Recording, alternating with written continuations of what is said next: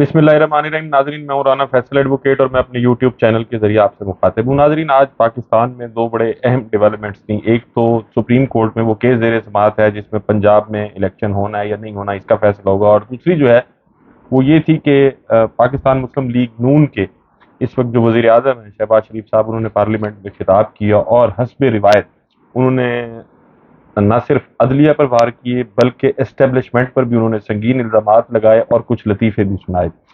तो पहले बात कर लेते हैं कि शहबाज शरीफ साहब ने क्या कहा और फिर उसके बाद हम बात करते हैं कि सुप्रीम कोर्ट में क्या हुआ। पहला जो उन्होंने एस्टेब्लिशमेंट पर, और मैं तो सीधी सी बात करूंगा कि उन्होंने फौज पर इल्ज़ाम लगाया, वो ये है कि उन्होंने कहा कि इमरान खान दहशतगर्दों को 2021 में लेकर आए। दहशतगर्दों को कौन कौन लेकर आया इसकी तहकीकात होनी चाहिए। दहशतगर्दों को ऑफर्स दी गई, दहशतगर्दों को स्पॉन्सर किया गया, दहशतगर्दी ने दोबारा से सर उठा लिया है, इसकी तहकीकात होनी चाहिए। और फिर ये भी कहा कि जी हमारे पास बंदूकें हैं, बंदूकें नहीं हैं, आइन और कानून है।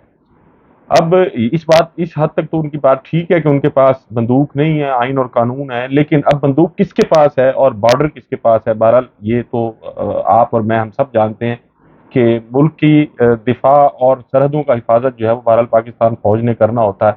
और फिर दूसरे लफ्ज़ों में ये इल्ज़ाम जो है मैं समझता हूँ कि वो इमरान खान से ज़्यादा जो है वो फौज पर लगाया गया है कि दहशतगर्द कहाँ से आए। ज़ाहिर है वो बॉर्डर पार करके आए होंगे, और अगर बॉर्डर पार करके आए हैं तो फिर बॉर्डर पे जिम्मेदारी किसकी थी, ड्यूटी किसकी थी, किसने रोकना था।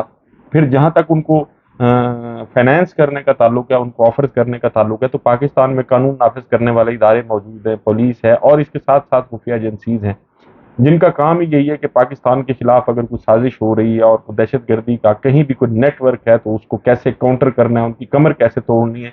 तो बहरहाल ये काम जो है वो एजेंसीज का। अब दूसरे लफ्जों में शहबाज शरीफ साहब ने पाकिस्तान की फौज और एजेंसीज दोनों को मुर्द इल्ज़ाम ठहराया है। दहशतगर्दों को जहां तक लेके आने की बात है तो फिर बॉर्डर पार किए बगैर तो दहशतगर्द आ नहीं सकते, तो फिर बॉर्डर से कैसे आ गए, इसका मतलब है शायद फौज उसमें शामिल होगी। उनके कहने का मकसद ये है, ये मेरी राय नहीं है, ये मैं शहबाज शरीफ साहब की बात कर रहा हूँ।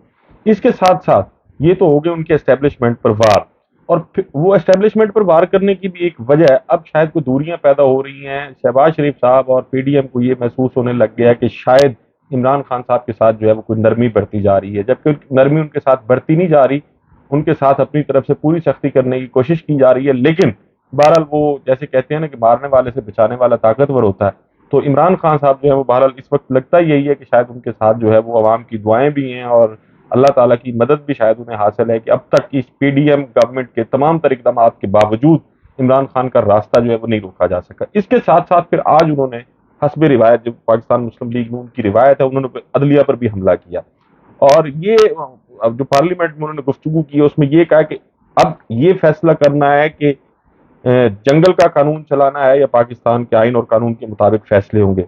और फिर ये कहा कि शराफत का मुकाबला बदमाशी और जमहूरियत का फाशिज्म से है। ये एक लतीफ़ा सुनाया वैसे उन्होंने, क्योंकि अगर फाशिज्म की और जमहूरियत की बात की जाए तो पाकिस्तान तहरीक इंसाफ के चेयरमैन इमरान खान साहब और पाकिस्तान तहरीक इंसाफ के दीगर कायदीन और कारकुनों के खिलाफ जिस रियासती सतह पर क्रैकडाउन किया जा रहा है, जितनी एफआईआर दर्ज की जा रही है, बल्कि आज की तो खबर ये थी कि इस्लामाबाद में एक दिन में इमरान खान साहब पर जो है वो 15 मुकदमात दर्ज किए गए हैं।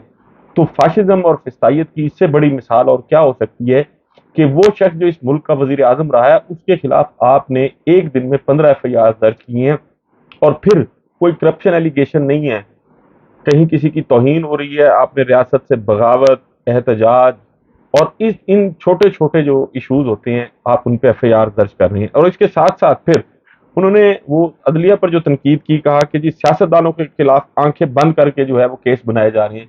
वो इशारा जो है वो नवाज शरीफ साहब की वो पैनामा वाले केस की तरफ इशारा किया गया उनकी इस बात में। अब उनको कौन बताए कि जहां तक पनामा वाला ताल्लुक है तो वो एक इंटरनेशनल मीडिया ने उसको ब्रेक किया था उस स्कैंडल को, और उसमें और भी बहुत सारे लोग थे, सिर्फ नवाज शरीफ साहब नहीं थे। और फिर जब ये बात करते हैं कि जी आंखें बंद करके केस बनाए जा रहे हैं, तो फिर इमरान खान के खिलाफ आपका क्या ख्याल है कि उनके खिलाफ भी तो ऐसे 150 के करीब जो है उनके खिलाफ आपने एफआईआर दर्ज कर दी है पंजाब में और मुख्तलिफ सूबों में, इस्लामाबाद में भी।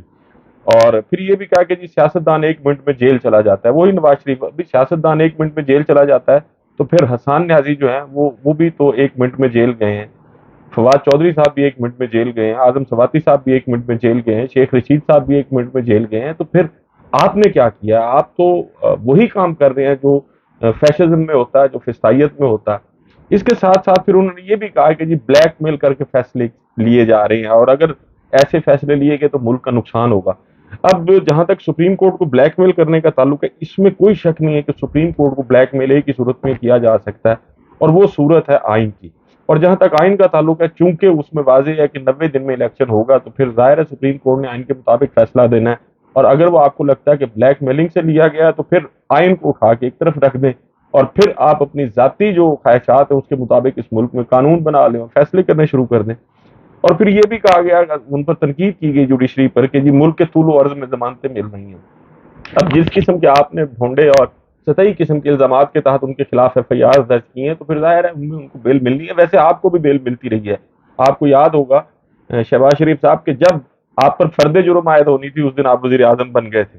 اور پھر انہوں نے یہ بھی کہا، وہ فیصلے کی طرف انہوں نے اشارہ کیا کہ جو 3-4 والا فیصلہ تھا وہ فیصلہ نہیں تھا، یہ اعظم نذیر تارڑ صاحب جو ہے وہ پتہ نہیں ان کی یہ ذہنی اختراعات ہو سکتی ہے، لیکن قانون اور آئین میں بہرحال میں بھی ایک طالب علم ہوں قانون اور آئین کا، تو اس کی قطعاً کوئی گنجائش نہیں ہے۔ فیصلہ وہی 3-2 والا تھا اور امپلیمنٹیشن بھی اسی پر ہی ہوگی، یہ بات تو طے ہے۔ پھر انہوں نے باقی جو ان کے پارلیمنٹ میں دیگر جماعتیں موجود تھیں ان کو بھی ساتھ ملانے کی کوشش کی، اور یہ کہا کہ جی مقننہ کے اختیارات کی دھجیاں اڑائی جا رہی ہیں۔ بھئی مقننہ کے کون سے اختیارات؟ مقننہ کا اگر اختیار یہ ہے کہ سیاسی مخالفین کو کرش کیا جائے، ان کے خلاف دھڑا دھڑ مقدمات درج کیے جائیں، تو پھر ظاہر ہے اس کی دھجیاں اڑیں گی عدالتوں میں، کیونکہ آپ تو طاقت کے اور اقتدار کے نشے میں اس وقت شاید آپ پہ سے باہر ہیں، لیکن بہرحال کورٹس آپ پہ سے باہر نہیں ہے، تو جس کا قانونی طور پر جو ریلیف بنتا ہے وہ اس کو ملنا ہے۔ آپ کی خواہشات پر تو عدالتیں چل نہیں سکتی۔ پھر ایک اور بات کی، اب یہ دھمکی ہے دوسرے لفظوں میں کہ اگر ملک سے کھلواڑ کی اجازت دی گئی تو نقصان ہوگا۔ کس کا نقصان ہوگا؟ اس میں کوئی شک نہیں ہے کہ نقصان آپ کا ہوتا ہوا ہمیں تو نظر آ رہا ہے۔ اگر الیکشن ہوتا ہے تو پھر پنجاب میں بھی، خیبر پختونخوا میں بھی، اور ملک میں شاید آپ کے ووٹس اس طرح نہ ہوں جس طرح ماضی میں آپ کو ملتے رہے۔ پھر ایک اور انہوں نے عدلیہ پر ایک اور وار کیا کہ جی واٹس ایپ کے ذریعے ججز تبدیل ہوتے رہے ہیں۔ مجھے واٹس ایپ کا تو نہیں پتا کیا ہوتا رہا ہے کیا نہیں ہوتا رہا، لیکن جسٹس ملک قیوم کو فون کس نے کیا تھا اس کے بارے میں شہباز شریف صاحب آپ کا کیا خیال ہے؟ عدلیہ پر وار اور عدلیہ پر حملے جو ہے وہ پاکستان مسلم لیگ نون کی روایت ہے۔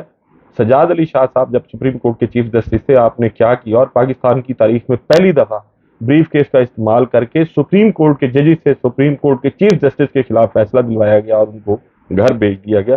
تو یہ سارے کام جو ہے وہ آپ کرتے رہے۔ لہٰذا جو آپ کو تقریر لکھ کے دیتا ہے یا جو بھی آپ کو ہنٹس بنا کے دیتا ہے، اس کو کہیں ذرا ماضی کے واقعات جو ہیں اور جو خصوصاً آپ سے اور نون لیگ سے منسوب ہیں ان پہ بھی غور کر لیا کریں۔ اس کے ساتھ ساتھ آج عدالت میں بڑی دلچسپ صورتحال تھی، بہت سارے ریمارکس آئے فاضل ججز صاحبان کی طرف سے۔ جسٹس جمال مندوخیل صاحب جو ہیں انہوں نے کہا کہ اگر حکومت یعنی الیکشن کمیشن اور حکومت انتخابات سے انکار کر دیں تو کیا ہم زبردستی کر سکتے ہیں؟ میں نے پورے آئین کا جائزہ لیا، اس سوال کا جواب نہیں ملا، اس لیے کہتا ہوں کہ اس سوال کا جواب پارلیمنٹ دے۔ یہ بات ٹھیک ہے، لیکن اگر حکومت یا الیکشن کمیشن آئین کی واضح ہدایت کے باوجود آئینی احکامات پر عمل درآمد کرنے سے گریز کریں گے تو پھر بہرحال سپریم کورٹ ہی ہے جو آئین پر عمل درآمد کرا سکتی ہے۔ یہ اس سوال کا جواب ہے، یہ اس ریمارکس کے جواب میں عرض کر رہا ہوں۔ جو پھر ایک اور کہا کہ جی آئین زندہ دستاویز ہے، اس کی تشریح زمینی حالات پر ہی ہو سکتی ہے، موجودہ سیاسی و معاشی حالات میں جمہوریت اور ملک کے لیے کیا بہتر ہے وہ تعین کرنا ہے۔ اب یہ بات بڑی ٹھیک ہے کہ کیا بہتر ہے۔ اب جہاں تک اس حکومت کا تعلق ہے، اس کو وفاق میں آپ ایک طرف رکھیں، 2 صوبوں میں حکومتیں نہیں ہیں، تو کیا وہاں کے عوام کا یہ حق نہیں ہے جو اپنی مرضی کے مطابق اپنے نمائندے چن سکیں؟ ظاہر ہے آئین یہ حق ان کو دیتے ہیں۔ اور پھر ایک اور بات ہے کہ جی وہ 90 دن والی بات تو کلیئر ہو گئی ہے کہ الیکشن جو ہے وہ 90 دن میں ہونا ہے۔ اب ایک بنیادی سوال جو ہے وہ سپریم کورٹ کی طرف سے سامنے آیا ہے، اور وہ یہ ہے کہ کیا الیکشن کمیشن کو قانون کے مطابق انتخابات کی تاریخ آگے بڑھانے کا اختیار تھا یا نہیں؟ وہ الیکشن ایکٹ 2017 کے جس سیکشن 58 کا حوالہ دیا جا رہا ہے، وہ میں اپنی سابقہ ایک ویڈیو میں بھی اس پہ بات کر چکا ہوں، اور وہ میں دوبارہ سے آپ کی خدمت میں عرض کر دیتا ہوں اپنے ناظرین کی تاکہ سمجھنے میں آسانی ہو۔ Alteration in election program notwithstanding anything contained in section 57, the commission may at any time after the issue of the notification under subsection 1 of the section make such alteration in the election program announced in that notification for the different stages of the election, or may issue a fresh election program as may, in its opinion, to be recorded in writing, be necessary for the purpose of this act, provided that Commission shall inform the President about any alteration in the election program made under this subsection. अब ये बात जो है इसकी alteration की हद तक तो बिल्कुल दुरुस्त है, ये बात मानी जाती है, लेकिन इसका इतलाक भी वहां होगा जहां किसी कोर्ट का वाज़ेह हुक्म नहीं होगा। सुप्रीम कोर्ट ऑफ पाकिस्तान जो है वो 3-2 की अक्सरियत से एक चीफ जस्टिस उमर अता बंदियाल साहब की सरबराही में जो बेंच बना था वो भी फैसला दे चुका है कि इलेक्शन जो है वो 90 डेज के अंदर होगा, और फिर उस फैसले के तहत इलेक्शन कमीशन ने नेगोशिएशन करके सदर पाकिस्तान को 3 तारीखें तजवीज़ की थी, जिनमें से 30 अप्रैल की तारीख जो है वो सदर पाकिस्तान ने फाइनल कर दी थी और वो अनाउंस हो गई थी। और उसके बाद फिर इलेक्शन कमीशन की जानिब से शेड्यूल भी आ गया, और शेड्यूल आने के बाद नॉमिनेशन पेपर्स भी ले लिए गए उम्मीदवारान से। फिर यकायक ये क्या हुआ, वो जैसे है ना कि ये क्या माजरा हो गया, वो जंगल का जंगल हरा हो गया। ये पता नहीं जंगल कैसे हरा हुआ है कि इलेक्शन कमीशन ने without giving any notice to all stakeholders, किसी गुफ्तो शुनीद और निगोशिएशन के बगैर, किसी के मशवरे के बगैर आज खुद ये फैसला कर लिया कि जी वो इलेक्शन को 30 अक्टूबर तक लेके जाएंगे। इससे पहले मैं वीडियो में बात कर चुका हूँ कि 18 अक्टूबर को 18 फरवरी को एक खत लिखा गया था सदर पाकिस्तान जनाब आरिफ अलवी साहब को, चीफ इलेक्शन कमिश्नर साहब की जानिब से, जिसमें उन्होंने कहा था कि मैं उसका जो उर्दू मफहूम है वो आपके सामने रख देता हूँ। उन्होंने ये कहा था कि जी हमें आइन ये इख्तियार नहीं देता कि हम असम्बलियों की तहलील के बाद अपने तौर पर इंतखाबात की कोई तारीख फिक्स कर सकें। अब ये उनका मौक़िफ़ उस वक्त था।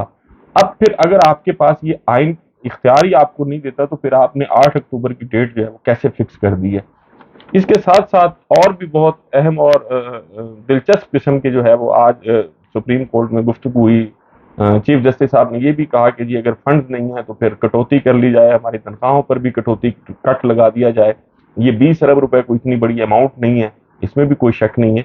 ये बहरहाल उनकी तरफ से एक पॉजिटिव जेस्चर है, लेकिन चीफ जस्टिस साहब की भी खिदमत में मैं अर्ज करूंगा कि इलेक्शन कराना इलेक्शन कमीशन की जिम्मेदारी है, उनकी ड्यूटी है, और उनको फंड्स मुहैया करना जो है ये बहरहाल वज़ारत ख़ज़ाना का काम है, उनको सिक्योरिटी देना सिक्योरिटी इदारों का काम है। और आईन पाकिस्तान के तहत ये तमाम इदारे जो हैं वो इलेक्शन कमीशन को असिस्ट करने के पाबंद हैं।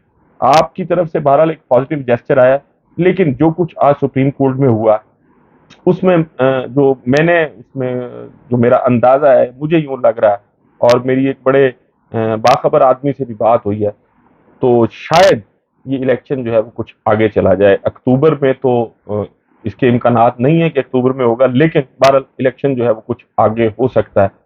अब सुप्रीम कोर्ट में ये केस अभी चूंकि ज़ेर समाअत है, लिहाजा इस पर ज़्यादा बात करना मुनासिब नहीं है। मजीद क्या डेवलपमेंट होगी इसका पता कल की वीडियो में चलेगा आपको। तब तक अपना और इर्द गिर्द के लोगों का ख्याल रखिएगा। अल्लाह हाफिज़।